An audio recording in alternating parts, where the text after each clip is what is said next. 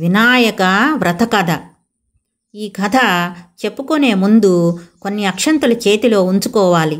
కథ పూర్తయిన తర్వాత వాటిని శిరస్సుపై వేసుకోవాలి. పూర్వము చంద్రవంశానికి చెందిన ధర్మరాజు దాయాదుల వల్ల రాజ్యాన్ని, సిరి సంపదలు అన్నీ పోగొట్టుకున్నాడు.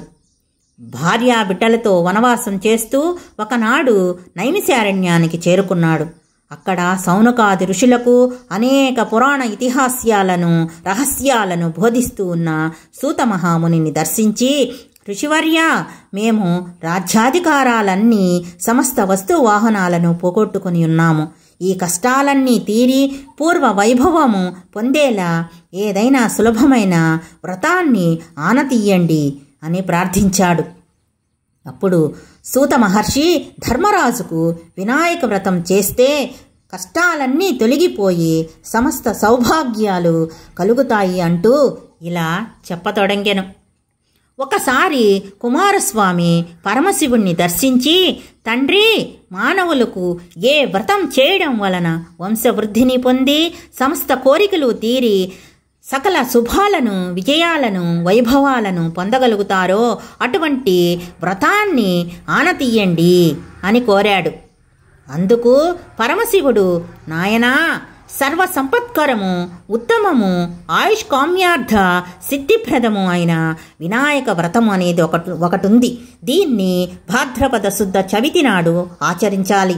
ఆ రోజు ఉదయముననే నిద్రలేచి స్నానం చేసి నిత్యకర్మలు నెరవేర్చుకొని తమ శక్తి మేరకు బంగారంతోనైనా, వెండితో గాని లేదా మట్టితోనైనా విఘ్నేశ్వరుడి యొక్క బొమ్మను చేసి తమ ఇంటికి ఉత్తర దిక్కులో బియ్యాన్ని పోసి మండపాన్ని నిర్మించి అష్టదళ పద్మాన్ని ఏర్పరచాలి.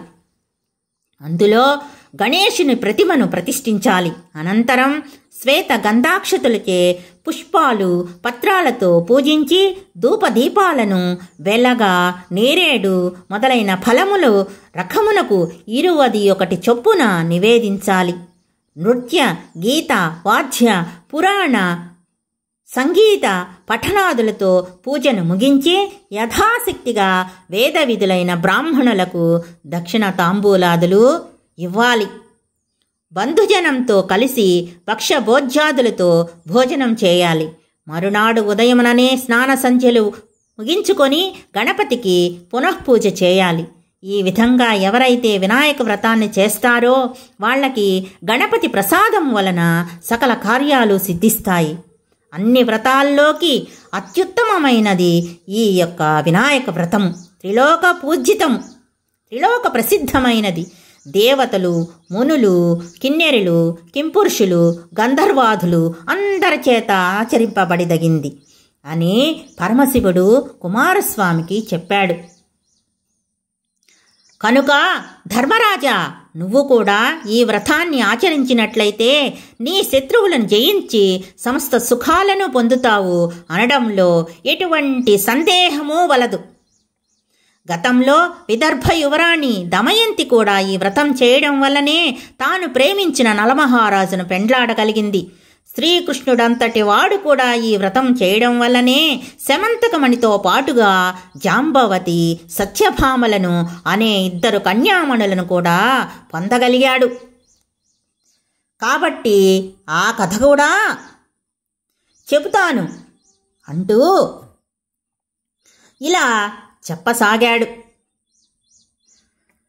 సూత మహాముని, సౌనకుడు మొదలైన మునులకు విఘ్నేశ్వరుడి యొక్క పుట్టిన విధానమును, ఆ రోజు చంద్రుడిని ఎందుకు చూడరాదు అనే విషయాలను వివరించడము మొదలుపెట్టాడు. ఒకప్పుడు గజ రూపంలో అనగా ఏనుగు రూపంలో ఉన్న గజాసురుడు అనే రాక్షస రాజు పరమశివుడి గూర్చి ఘోరమైన తపస్సు చేయడం ప్రారంభించాడు. అతని యొక్క తపస్సుకు మెచ్చిన పరమశివుడు ప్రత్యక్షమై ఏదైనా వరము కోరుకోమన్నాడు. అప్పుడు గజాసురుడు, స్వామి, మీరు ఎప్పుడూ నా ఉదరం లోపలే ఉండాలి అని కోరుకున్నాడు.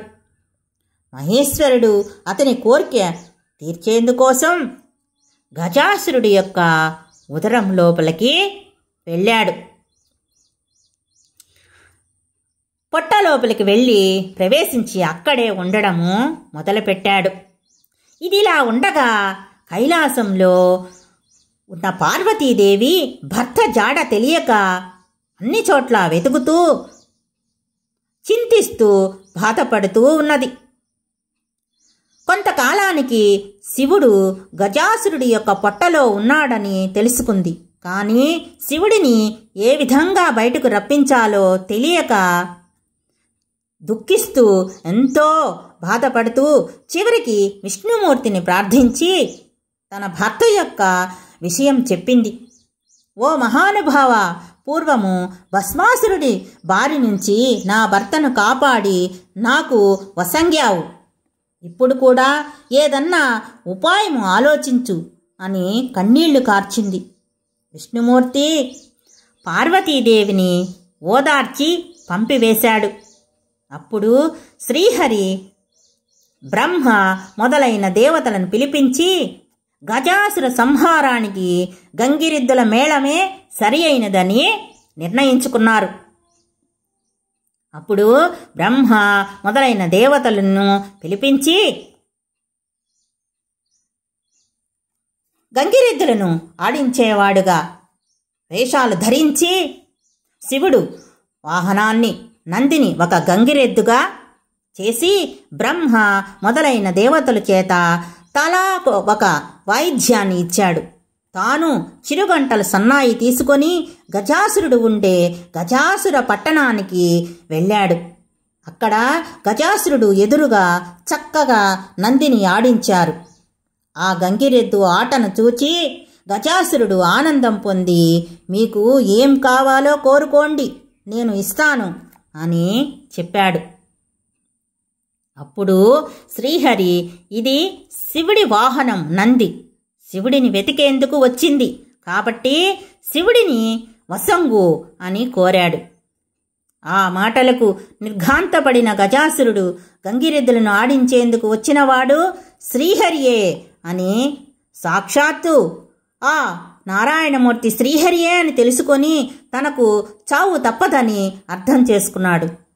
అప్పుడు తన పొట్ట లోపల ఉన్న శివుడిని ప్రార్థించి నా యొక్క శిరస్సు అందరికీ పూజనీయంగా ఉండాలి, నా చర్మము నువ్వు ధరించాలి అని వేడుకొన్నాడు. తర్వాత తనను చంపేందుకు శ్రీహరికి అనుమతి ఇచ్చాడు. నంది తన కొమ్ములతో గజాసురుని ఉదరము చీల్చగా పొట్ట లోపల నుంచి శివుడు బయటకు వచ్చాడు. అప్పుడు శ్రీహరి శివుడితో ఇలా అన్నాడు, చెడ్డవారికి పాపాత్ములకు ఇట్లాంటి వరము ఇవ్వరాదు, ఇస్తే పాముకు పాలు పోసినట్లే అవుతుంది అని చెప్పాడు. తరువాత బ్రహ్మ ఇతర దేవతలకు వీడ్కోలు పలికి తాను వైకుంఠానికి వెళ్ళిపోయాడు. శ్రీహరి శివుడు కూడా కైలాసానికి వెళ్ళాడు. వినాయకుడి పుట్టుక.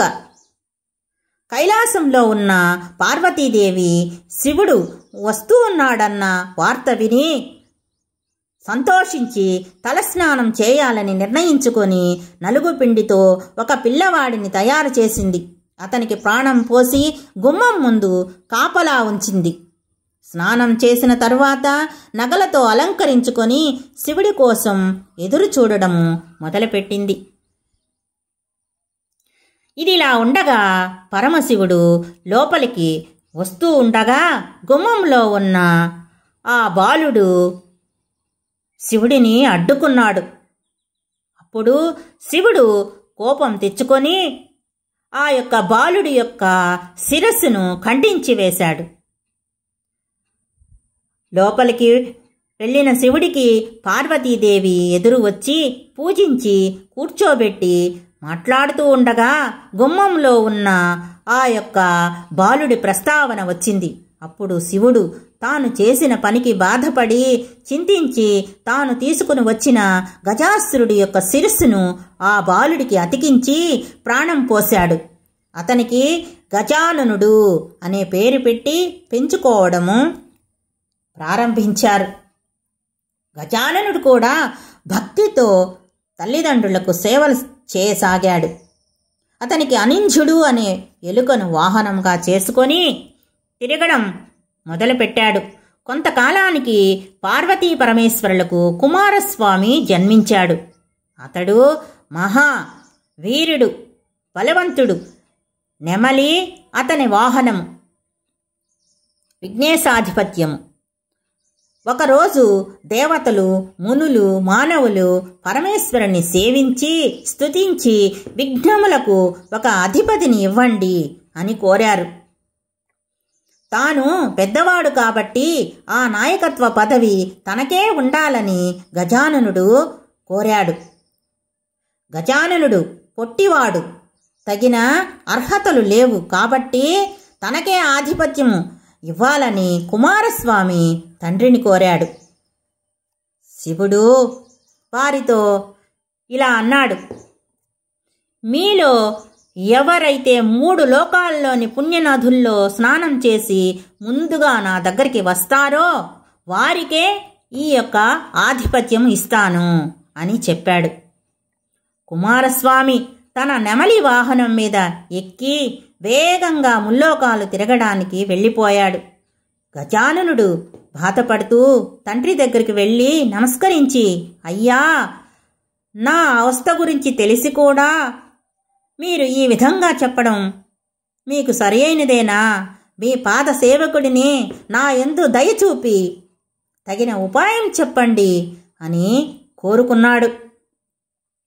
అప్పుడు శివుడు సకృన్నారాయ నేత్యుత్వాక్ పుమాన్ కల్ప శతత్రయం గంగాది సర్వతీర్థేషు స్నాతో భవతి పుత్రక అనే నారాయణ మంత్రం జపిస్తూ 3 సార్లు మా చుట్టూ ప్రదక్షిణం చేయాలి. ఇది అన్ని తీర్థాలలో తిరిగిన స్నాన ఫలితాన్ని ఇస్తుంది అని చెప్పాడు. అప్పుడు వినాయకుడు అదే విధంగా చేశాడు. ఆ యొక్క మంత్ర ప్రభావం వల్ల గంగానదిలో స్నానమాడేందుకు వెళ్ళిన కుమారస్వామికి తనకంటే ముందుగానే గజాననుడు ఆ నదిలో స్నానమాడి తనకు ఎదురుగా వస్తున్నట్టు అనిపించింది. అతనికి 3,50,00,000 నదులలో కూడా తనకంటే ముందుగానే గజాననుడు స్నానం చేస్తున్నట్టు కనిపించాడు. ఇది చూసి ఆశ్చర్యపోయి కుమారస్వామి కైలాసానికి వెళ్ళి తండ్రి దగ్గర ఉన్న అన్నను చూసి నమస్కరించి తన బలాన్ని తిట్టుకొని, తండ్రి, అన్నగారి యొక్క మహిమ తెలియక ఆ విధంగా అన్నాను, క్షమించండి, ఆ ఆధిపత్యము అన్నగారికే ఇవ్వండి అని ప్రార్థించాడు. భాద్రపద శుద్ధ చవితి రోజున పరమేశ్వరుడు ఆ యొక్క గజాననుడికి విఘ్నాధిపత్యం ఇచ్చాడు. ఆ రోజు అన్ని దేశముల వాళ్ళు విఘ్నేశ్వరుడికి తమ స్థాయిని బట్టి కుడుములు, ఉండ్రాళ్ళు, మిగిలిన పిండి వంటలు, కొబ్బరికాయలు, పాలు, తేనె, అరటిపండ్లు, పానకము, వడపప్పు మొదలైనవి సమర్పించి పూజించారు. విఘ్నేశ్వరుడు సంతోషపడి కుడుములు, ఉండ్రాళ్ళు కొన్ని తిని కొన్ని తన వాహనమైన అనింద్యుడికి ఇచ్చి కొన్ని చేతిలో పట్టుకొని నిదానంగా సూర్యాస్తమయం అవుతూ ఉండగా కైలాసానికి వెళ్ళాడు. అక్కడ తల్లిదండ్రులకు నమస్కారం చేయబోగా పొట్ట భూమికి తగిలింది. కానీ చేతులు మాత్రం భూమి మీద ఆనడం లేదు. అతి కష్టం మీద చేతులు ఆంచినా నమస్కారం మాత్రం చేయలేకపోతున్నాడు. ఈ విధంగా గణపతి అవస్థలు పడుతూ ఉంటే ఆ యొక్క బాధను శివుడు తల మీద ఉన్నటువంటి చంద్రుడు చూసి పగలబడి ఎగతాళిగా పకపకా నవ్వాడు. రాజదృష్టి సోకితే రాళ్లు కూడా నుగ్గవుతాయన్న సామెత ప్రకారం అనుసరించి వినాయకుడి పొట్ట పగిలి లోపల ఉన్నటువంటి కుడుములు, ఉండ్రాళ్ళు, మొదలైన పిండి వంటకాలు చుట్టుపక్కల మొత్తం దొర్లాయి. వెంటనే వినాయకుడు మరణించాడు. పార్వతీదేవి ఏడుస్తూ చంద్రుని చూసి, ఓరి పాపాత్ముడా, నీ దృష్టి తగిలి నా కుమారుడు మరణించాడు కాబట్టి నిన్ను చూసిన వాళ్ళు పాపాత్ములై నీలాపనిందలు పొందుదురుగాక అని శపించింది. ఋషిపత్నులకు నీలాపనిందలు. అదే సమయంలో సప్తమహర్షులు యజ్ఞం చేస్తూ తమ భార్యలతో అగ్ని ప్రదక్షిణం చేస్తూ ఉన్నారు. అగ్నిదేవుడు ఋషిపత్నులను చూసి మోహించి మహర్షులు తనను ఎక్కడ శపిస్తారేమో అనే భయంతో రోజురోజుకి బలహీనంగా మారిపోవడము ఆరంభించాడు. అది అగ్ని భార్య అయినటువంటి స్వాహాదేవి గ్రహించి అరుంధతి రూపం తప్ప మిగిలిన ఋషిపత్నుల రూపం ధరించి భర్తకు ఆనందాన్ని సంతోషాన్ని కలిగించింది. ఋషులు తమ భార్యల రూపంలో ఉన్న స్వాహాదేవిని చూసి తమ భార్యలే అనుకొని భ్రమపడి వారిపై కోపం తెచ్చుకున్నారు. శాపం ఫలితంగానే ఋషిపత్నులకు ఈ నీలాపనింద కలిగింది. దేవతలు, మునులు, ఋషిపత్నులు ఈ యొక్క రూపం గురించి తెలుసుకున్నారు. ఈ నీలాపనిందల గూర్చి పరమేష్ఠికి తెలిపారు. అతడు సర్వజ్ఞుడు కావడంతో అగ్నిదేవుడి భార్యే ఋషిపత్నుల రూపం దాల్చిందని తెలుసుకొని సప్త ఋషులను సమాధానపరిచి వారితో కూడా తాను కైలాసానికి వెళ్ళి ఉమామహేశ్వరులను సేవించి చనిపోయిన విఘ్నేశ్వరుని బతికించారు. దాంతో పార్వతీ పరమేశ్వరులు ఎంతో సంతోషించారు, ఆనందపడి పోయారు. అప్పుడు దేవతలు మిగిలిన వాళ్ళు పార్వతీదేవి నువ్వు ఇచ్చిన శాపం వల్ల అన్ని లోకాలలో ఉన్న వారికి కీడు జరుగుతోంది, కాబట్టి ఆ శాపాన్ని ఉపసంహరించు అని ప్రార్థించారు.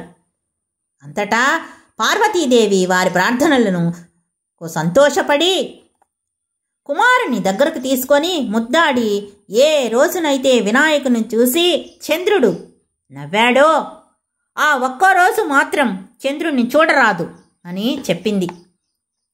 అప్పుడు బ్రహ్మ మొదలైన దేవతలు సంతోషిస్తూ తమ తమ నివాసాలకు వెళ్ళిపోయారు. భాద్రపద శుద్ధ చతుర్థి రోజు మాత్రం చంద్రుణ్ణి చూడకుండా తగు జాగ్రత్త తీసుకొని సుఖంగా ఉన్నారు. ఈ విధంగా కొంతకాలం గడిచింది. శమంతకోపాఖ్యానము. ద్వాపరయుగం వచ్చింది. ద్వాపరయుగంలో ద్వారకావాసి అయిన శ్రీకృష్ణుడిని నారదుడు దర్శించి ప్రార్థించి మాట్లాడుతూ ఉండగా, స్వామి, సాయంకాలం సమీపించింది కాబట్టి ఈరోజు వినాయక చతుర్థి కాబట్టి పార్వతీదేవి శాపం వల్ల చంద్రుణ్ణి చూడకూడదు. నేను నా ఇంటికి వెళ్తాను, అనుమతించండి అని గతంలో జరిగినదంతా చెప్పి స్వర్గానికి వెళ్ళిపోయాడు నారదుడు. అప్పుడు శ్రీకృష్ణుడు ఆ రోజు రాత్రి చంద్రుణ్ణి చూడకూడదు అని పట్టణంలో చాటింపు వేయించాడు. శ్రీకృష్ణుడు క్షీరప్రియుడు కావటంతో ఆ రోజు రాత్రి ఆకాశం వైపు చూడకుండా పశువుల శాలకు వెళ్ళి పాలను పితుకుతూ పాలలో చంద్రుడిని ప్రతిబింబము చూసి, ఆహా, ఓహో, నాకు ఎలాంటి ఆపద రానున్నదో అని అనుమానించడము ప్రారంభించాడు. కొన్నాళ్లకు సత్రాజిత్తు సూర్యవరంతో శమంతకమణిని సంపాదించి శ్రీకృష్ణుని చూడడానికి ద్వారకకు వచ్చాడు. శ్రీకృష్ణుడు అతనికి అతిథి మర్యాదలు చేసి కొంత సమయం తర్వాత ఆ మణిని తనకు ఇవ్వమని అడిగాడు. అప్పుడు సత్రాజిత్తు, ఇది రోజుకు 8 బారుల బంగారాన్ని ఇస్తుంది, దీనిని ఏ ఆప్తుడికైనా ఏ తెలివి తక్కువ వాడు ఇవ్వడు అన్నాడు. ఆ మాటలకు శ్రీకృష్ణుడు ఊరుకున్నాడు.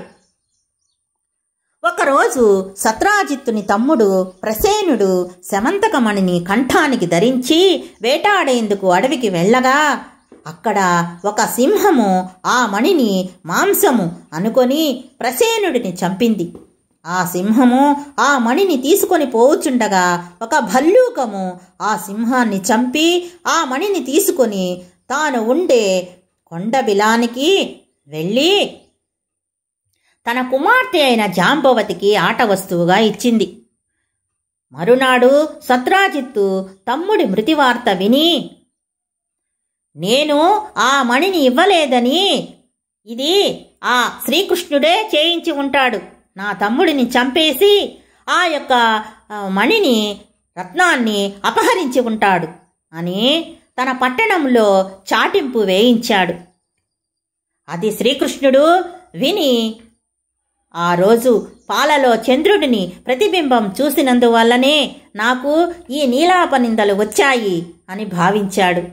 దానిని తొలగించుకునేందుకు బంధుమిత్రులతో కలిసి అరణ్యంలో వెతకగా ఒకచోట ప్రసేనుడి కళేబరము, సింహపు కాలిజాడలు, భల్లూకం కాలిజాడలు కనిపించాయి.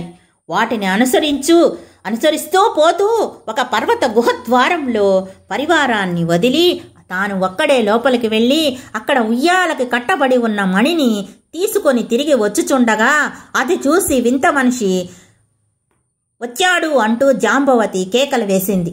అంతలో జాంబవతుడు రోషంగా అక్కడికి వచ్చి అరుస్తూ గోళ్లతో గుచ్చుతూ శ్రీకృష్ణుడిపై యుద్ధం ప్రారంభించాడు. శ్రీకృష్ణుడు అతనిని కింద పడతోసి భీకర యుద్ధం ప్రారంభించారు. ఆ విధంగా మొత్తం 28 రోజులు యుద్ధం చేశారు. చివరకు జాంబవతుడు శక్తిహీనుడై తనతో పోట్లాటకు యుద్ధానికి దిగినవాడు రావణ సంహారి అయిన సాక్షాత్తు ఆ శ్రీరామచంద్రుడే అని అర్థం చేసుకొని నమస్కరించి, దేవాదిదేవా, ఆర్తజన రక్షక, నిన్ను త్రేతాయుగంలో రావణాది దుష్ట రాక్షసులను చంపేందుకు వచ్చిన శ్రీరామచంద్రుడని అర్థం చేసుకున్నాను. అప్పుడు నన్ను మీరు ఒక వరం కోరుకోమన్నారు. గుర్తుందా స్వామి? నేను తెలివి తక్కువగా మీతో ద్వంద్వ యుద్ధం చేయాలని కోరుకున్నాను. త్వరలో అది జరుగుతుందని మీరు సెలవిచ్చారు. అది మొదలు మీ నామస్మరణ చేస్తూ అనేక యుగాలు గడుపుతూ వచ్చాను.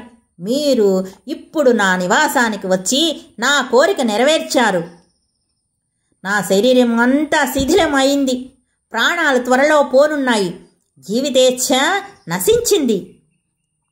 నా అపచారములు క్షమించి నన్ను కాపాడు స్వామి, నీకంటే నాకు వేరే దిక్కు లేదు అంటూ ప్రార్థించాడు.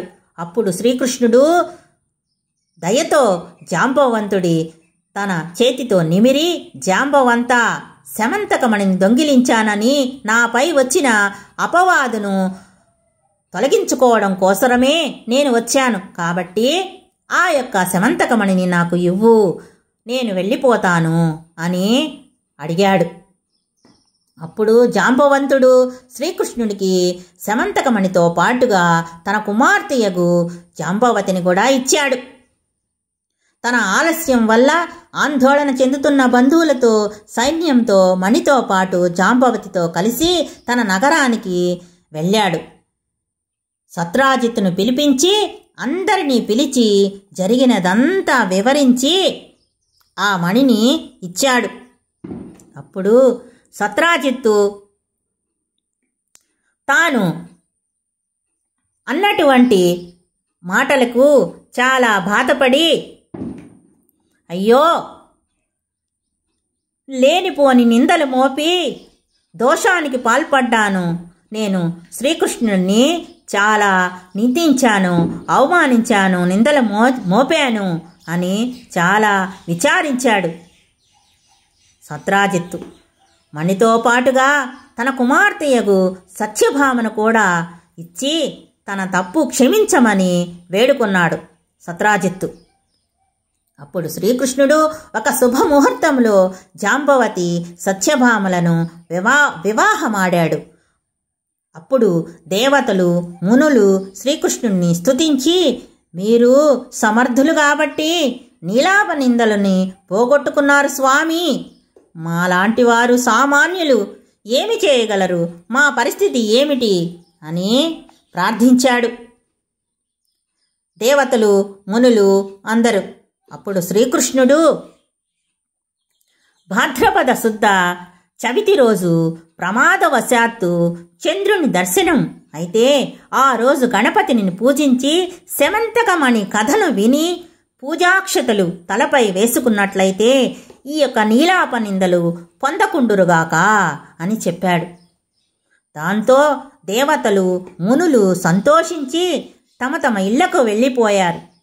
ప్రతి సంవత్సరము భాద్రపద శుద్ధ చతుర్థిలో దేవతలు, మహర్షులు, మానవులు మొదలగు వారు గణపతిని పూజించి తమ తమ కోరికలు నెరవేర్చుకొని ఆనందంగా ఉన్నారని శాప మోక్ష విధానము సౌనకాది మునులకు వివరించిన తర్వాత సూత మహాముని తన ఆశ్రమానికి వెళ్ళిపోయాడు. ఈ కథ పూర్తిగా విన్న తరువాత అక్షంతలు తలపై ధరించాలి. అటు తర్వాత గుంజిళ్ళు తీయాలి.